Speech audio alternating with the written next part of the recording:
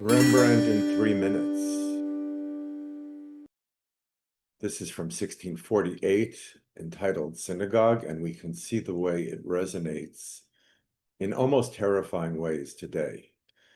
There are two primary panels here, the one on the left, and we see those figures in their humanity, drawn, of course, first to the eyes, then to the conversation, one that's happening with both hands and eyes. And then our eye is drawn down, away from the light to the darkness, and we see figures who almost disappear behind the lines that make them up.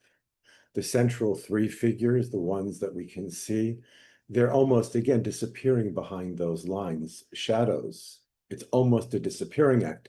The figures on the right, the very far right, is a figure I've seen in Rembrandt before. It's a threatening figure. You see, he's almost asking the fellow next to him to come off stage. His clothing is also different, more ghost-like.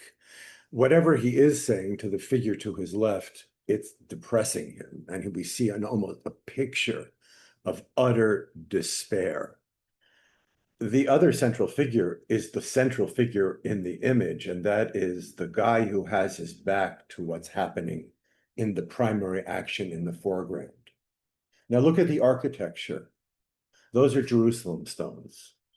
And Rembrandt is providing us the ideal of Jerusalem. And they're still old, but they're talking.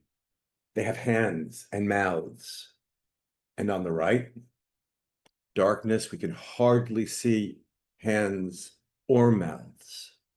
They're almost robotic, disappearing into the darkness.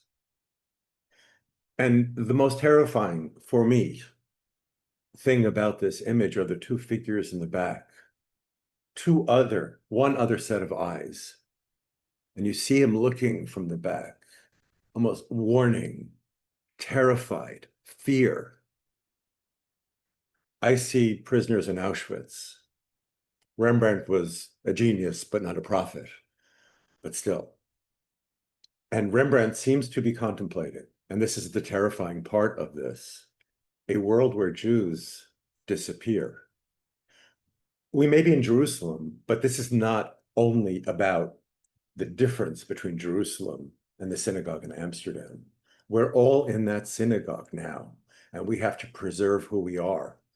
We preserve who we are by coming together around Jerusalem. I just love Rembrandt, right?